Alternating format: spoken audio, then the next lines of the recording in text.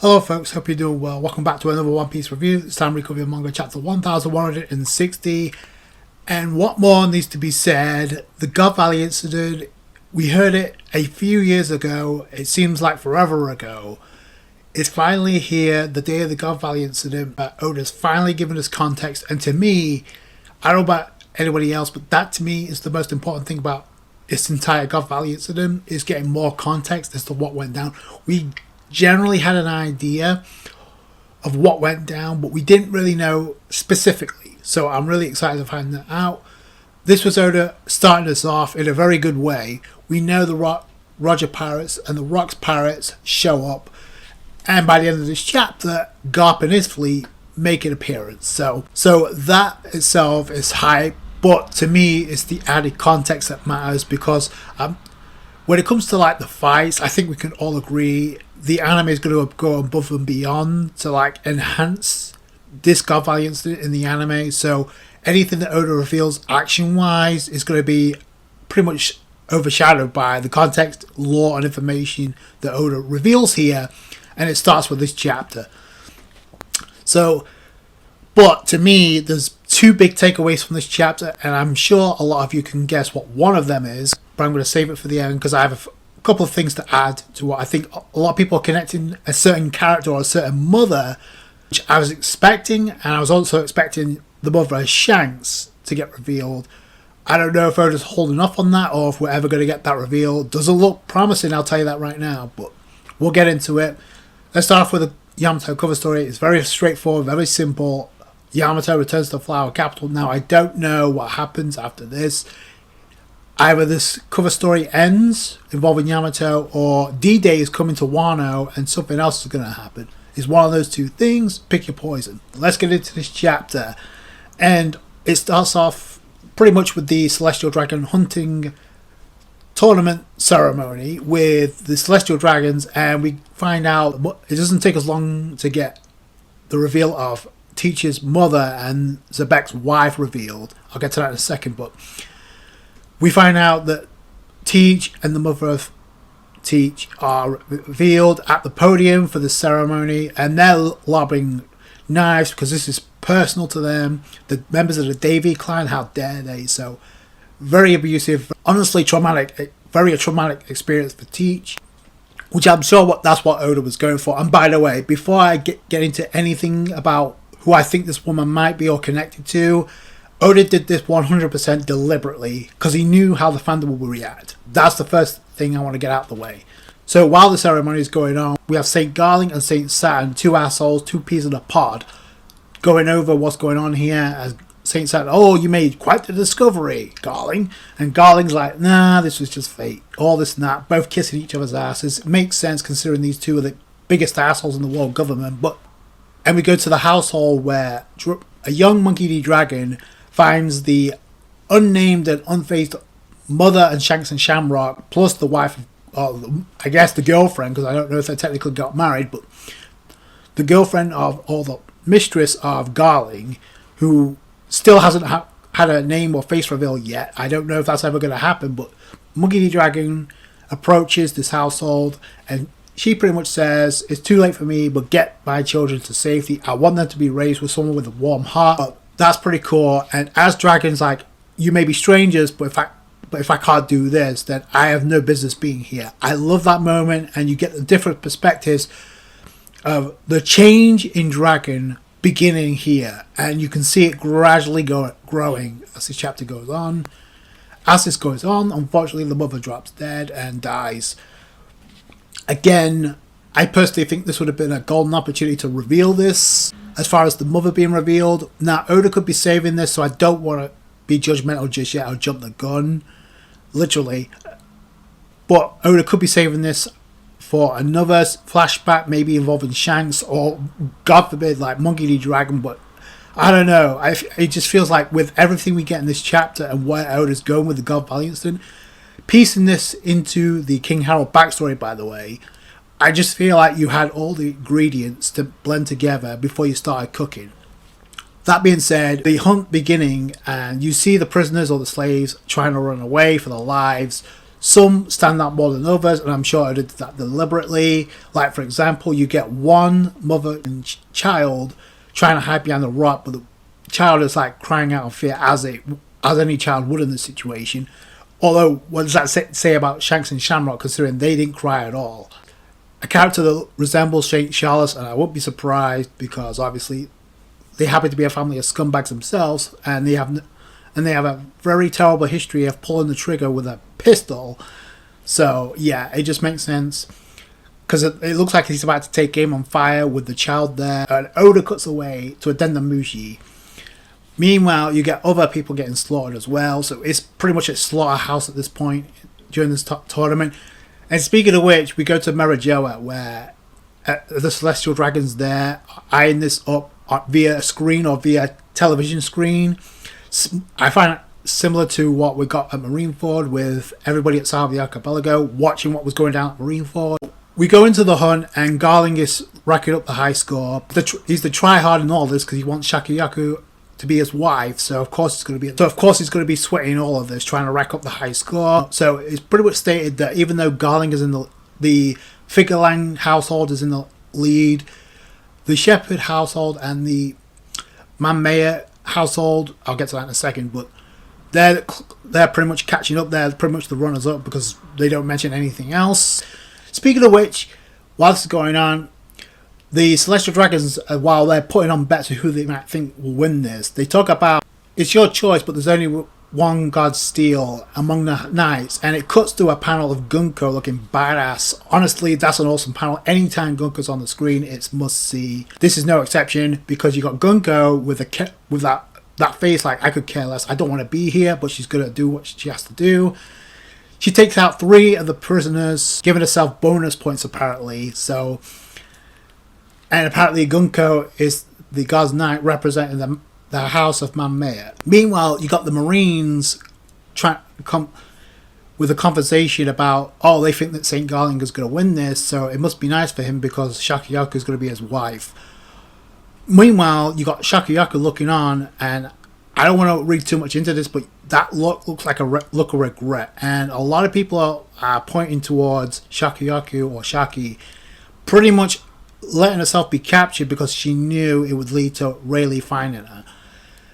Listen, I called out Gloria Sora for being a little bit self-centered, and even in this chapter she kind of was. But I have to call a spade. Yeah, if that's the case, then that's kind of self-centered on Shakuyaku. And now I don't know if she realized it would spiral out of control like this. Yeah, if that's the case, then I have to call that out. Speaking of self-centered, we go to Saint Summers, and boy, more things change, the more they stay the same. He's just as much of an asshole here than he is in the present, which is saying something. Which a lot of people at this point want to see this guy get his head smashed in. It doesn't matter by who. But Saint Summers is like stalking a child while trying to hide up atop of a tree. Meanwhile, you got the thorns at the bottom, right? And we know how he acts in the present. So you see the father trying to rescue his child, as he should. But then St. Summers, how touching, just kicks the tree, and all of a sudden this kid's about to fall with the thorns on the ground. But Oda cuts away again, so you can leave that to an interpretation of what went down. But yeah, there's a reason why a lot of people want to see this clown get his ass kicked now. Speaking of which, we go to Dragon, and he's sick to his stomach because he's seen his entire platoon, as well as the prisoners, be hunted down and slaughtered. Pretty much his whole squad's been slaughtered. So he's like trying not to throw up, but you can see the change. And he thinks to himself, I thought by her helping her, I could defy the Celestial Dragons, which to me, I don't know about anybody else, but that comes across as the way that King Harold kind of viewed his situation. Like, he knows that the Celestial Dragons are like assholes, but he sees the goods in the Marines. So I wonder if this is going to play out and King Harold's going to have a role here in getting Dragon away, because remember what Shanks said the moment this flashback started, is Shanks met King Harold before he left Marajoa. So again, you can kind of put 2 and 2 together and make your speculation, but that could be a possibility here. But Dragon is definitely a vocal point of not only Shanks and Shamrock getting away, but possibly with what we see next, because we cut to a panel of the Ivankov's speech during the Kuma backstory, and this is, I mean, it goes hand in hand here because you see a celestial dragon once again sneaking up, trying to take aim at Kuma. Dragon that steps in and actually saves Kuma and Ivankov at this point. But like father, like son, dragon takes down a celestial dragon. He actually shot a celestial dragon. Luffy punched the celestial dragon. Bottom line is he ends up saving Kuma and Ivankov, which, and I mean, it's so poetic and it's so ironic. Dragon takes down a celestial dragon because I find it kind of ironic. He was feeling out how he can defy the celestial dragons, yet here he is just taking down a celestial dragon, literally shooting a celestial dragon. Now, I don't know if that's a father of, again, I don't know if that's a relative of Charles. Would be poetic, I will say, if that is the case. But while we go from there, we cut to the word getting out that Rock's pirates are making their way and they've entered the scene at God Valley. And we get the group shot with all the Rock's pirates. So it's better than what the panel we got before when we got the Kuma backstory. So we get all the Rock's pirates, including the captain, Davy D. Zebek. They all have their ulterior motives, but I do find it interesting that Zebek's like, well, listen up, fellas, we're here to reclaim Shaki. We're here to claim a bunch of devil fruits, and we're here to claim a bunch of treasure. We got to work together now. Once we get back and this is all over, we'll divide the treasure between us. I love how this conversation details into interaction about Shaki between the Rock's pirates. With the exception of one brings up, Shiki is the one that brings up, oh, whoever rescues Shaki Yaku, she'll fall in love with. Really. But I don't know who that's going to be, so yeah, and they all have their ulterior motives. Most of them is for Shakiyaku. So, but I find it that the most hilarious ones out of the bunch is you got Captain John here saying whoever's got the most treasure, that's who Shaki will fall in love with. Wrong. Taking place, we know who she's falling in love with. But and Newgate goes on to say, well, I'm just here to save a friend, but you know, if she ends up falling for me, I won't complain. I bet you wouldn't. And I can understand that. You know how it is. So even he can't resist his urges for Shakiyaku. And he's saying this, by, mind you, with Stussy that's standing right there listening to this. So I just find that comedically hilarious. Then you have Gloria So, and this is what I meant earlier. By if I save Shaki, which glad she wants to, but she has an ulterior motive too, then Roger should be grateful, right? He should owe me one, right? So I don't know about anything else that does kind of come across self-centered, because if you want to save your friend, that should be first and foremost, because I think then Roger might actually respect you more if you were honest about it. But so there's an ulterior motive behind that, even though her intentions might, she's not incredibly self-centered, but it does come across that way. And there's only one person who doesn't make this conversation about Shakiyaku, and surprise, surprise, is Kaido, who pretty much makes this about, hey, Linlin, you're going to give me one of those devil fruits, right? Even Linlin couldn't resist talking about Shakiyaku. Oh, Shaki won't give you the time of day. Well, she's kind of right about that, considering who, like I just said, we know who she falls in love with and who she falls for. But the Rock's pirates are here.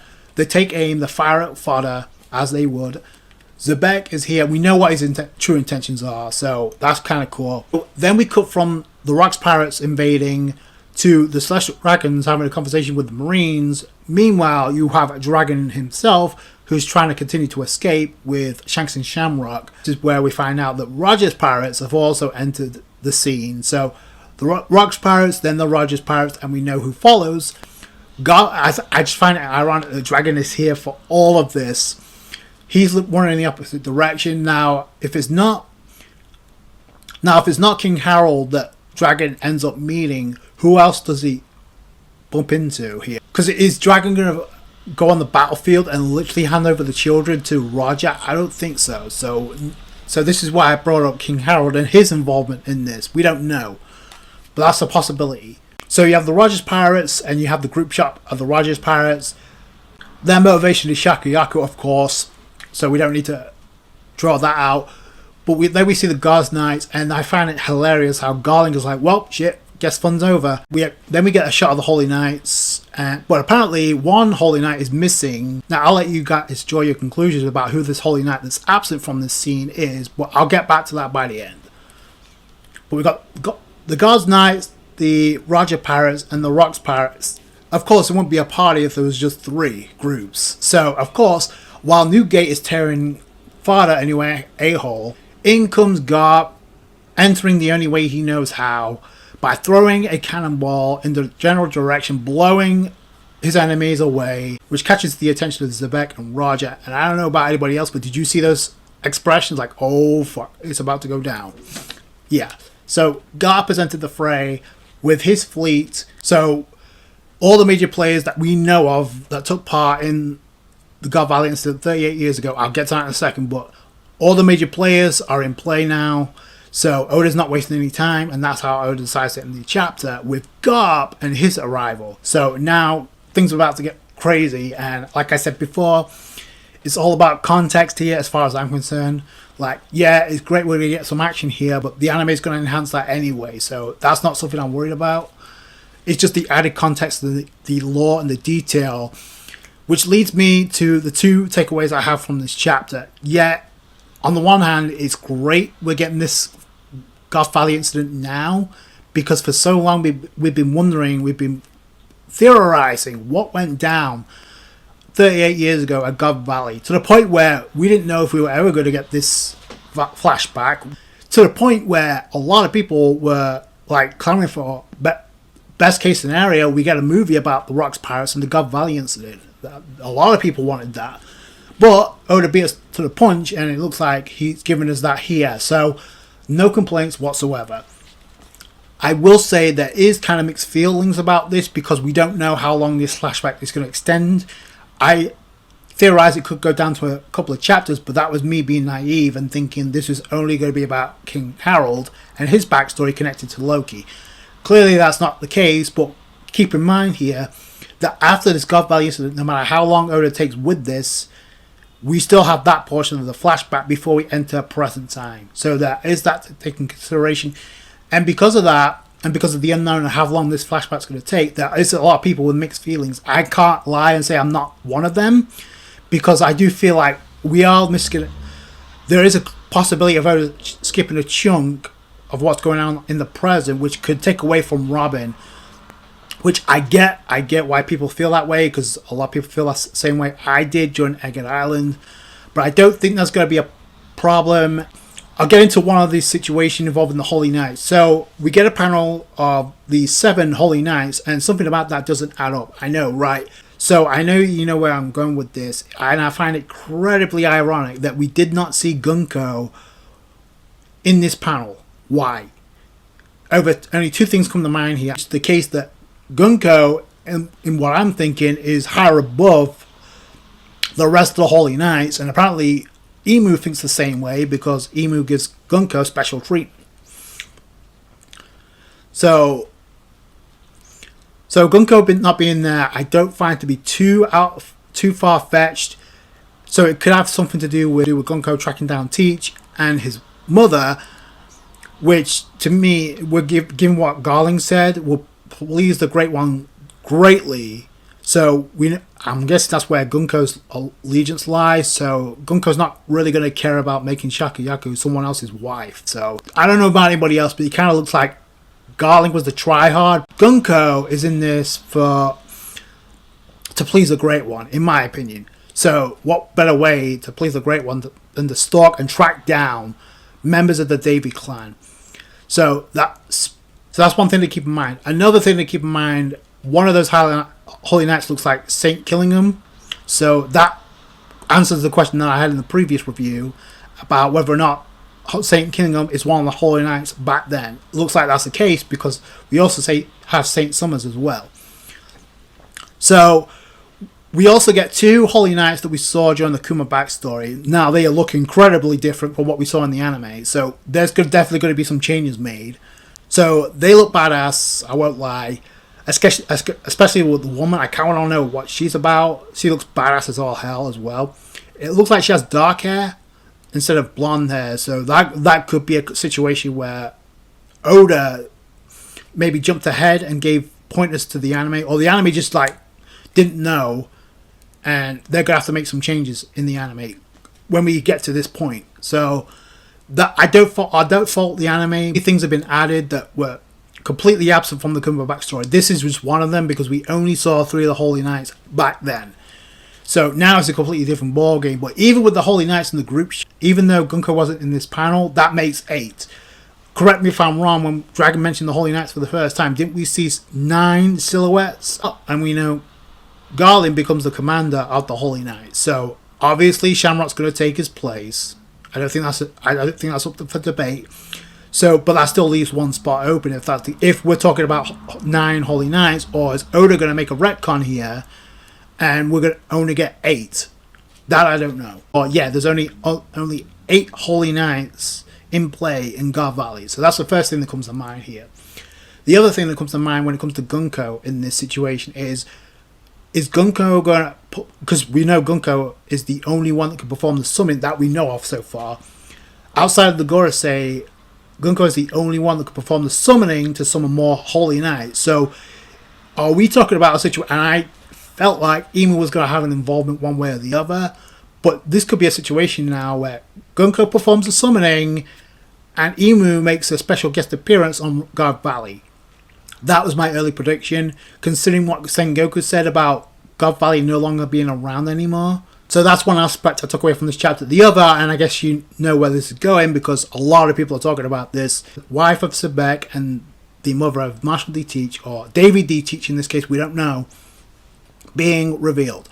Now, I said in my last review, revealing one of 2 mothers that we saw by the end of this chapter was going to be a big deal, regardless.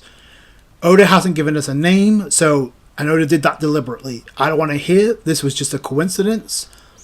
That was done deliberately. So like I said, get that out of the way right now. And I know the take that people are having on this, I get it, but when it comes to like situations like this where there's a theory in the mix and I have a theory about where certain things are going to go or certain predictions, I always take into account, could I see Oda doing this? And if he does, why would he go with this route? Where's this going on Oda's behalf? Those are the things I take into account when I'm coming up with a theory. It's not just I want to hear the sound of my own voice and make a theory that I'm speculating come to life. No. Nothing happens without Oda putting that pen to paper. Okay? So that's the first thing I take into consideration here. So why would Oda go this route? That's the first thing that stands out to me. So a lot of people drawing the comparisons to the mother of Teach and the wife of Sebek being or connected to Nico Olivier because of the eyes, the pupils. That's immediately the first thing that stands to mind. Now, I'm going to approach this as calm and level-headed as I possibly can, because to me, there's not enough context as far as like Nico Olivier and her lineage is concerned. Could I see it? Sure. Could I see Oda making a few retcons to like match into the story that he's trying to tell that's left in the series? Sure. That's why he had the extra treasure chests with the devil fruits added into the mix, because he's not going to have another opportunity to do this. Which is why I also feel it could be a missed opportunity if Oda doesn't follow up with revealing the mother of Shanks. Just saying. So, by the way, with those chests, I wouldn't rule out the possibility of more than one devil fruit being in some of those treasure chests. I know a lot of people seem to think there's going to be one in each, but this is Oda we're talking about, so he could very well do that. But when it comes to like the mother of Teach and the wife of Sebek, again, a lot of people want to draw comparisons to Nico Olivia because of the hair and the white hair and the eyes. First off, the hair is spiky, but I'm not going to take that into effect because I realize Nico Olivier, when we first saw her through Robin's perspective, she had shorter hair. So I'm not going to take that into consideration. Oda is capable of anything. I've said this multiple times. When it comes to like Oda and the final saga, nothing is off the table and nothing is off limits. Oda is capable of absolutely anything here. So I'm not going to brush this off aside that couldn't be the case. My perspective comes from where is Oda going with this and why would he go with this now? So to me, the first thing to note here, Oda is clearly trying to give us a sympathetic look into Teach's childhood to make us more sympathetic with Teach now. And there's a lot of people that mix them back and forth. Yeah, there's some people that are going to relate to Teach because that, of course they do. But there's also some people that are going to not relate to Teach because of what we saw with Kuma and what he went through. That's the main comparison a lot of people are trying to draw to this. Like, Kuma went through some horrendous shit. Seeing everything that he did and everything he went through, and look at how Kuma turned out and look at what Teach became. And adding to a fact, the father of Teach seems to be a hell of a lot more noble than his son, just saying. Plus, he didn't need a devil fruit to conquer the world. He didn't, or at least he didn't choose to go after a devil fruit. We don't know. He did mention the devil fruits were at God Valley, so we know his main motivation is to get his wife and child to safety. We know this. So to me, I guess it's kind of a cop out on my part, but to me, it's too early to speculate if it isn't Nico Olivier. There's a lot of inconsistencies when it comes to like the time and the age. So I'm not even going to take that into effect because Oda is capable of pulling anything. The biggest question mark, and why would Oda go through this?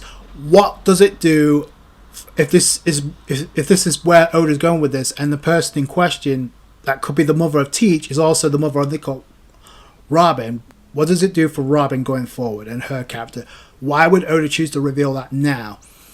I'm going to go with a more level-headed approach just because we don't know much about Nico Olivier's lineage, or that lineage in general. We don't know.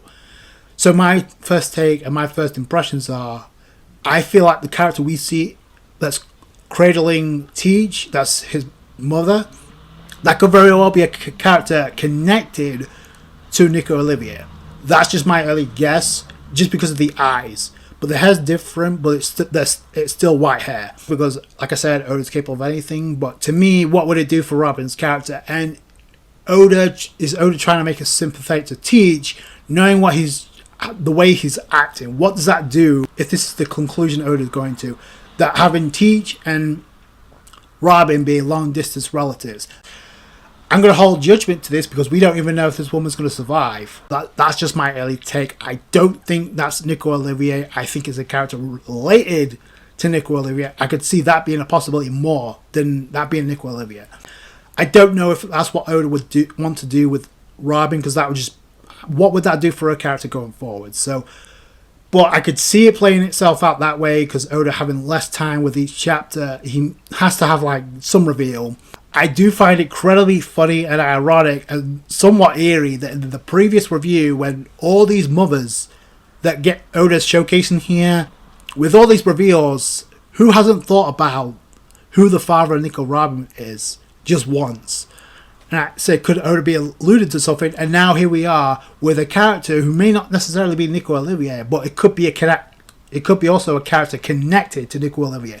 That I find very ironic and very eerie, to be honest with you. And I can see where the violence may have like played a role in Teach becoming who he is today, but that doesn't excuse anything he did. That's the same thing with Loki. Like he knows better now. Teach knows better now, but he's not going to shy away. So I'm not going to make a discussion video about this because I don't do that anymore, because we're in the final saga, for crying out. What's the point? So Oda's going to reveal that in time, just like how he's given us step-by-step a dragon in his life.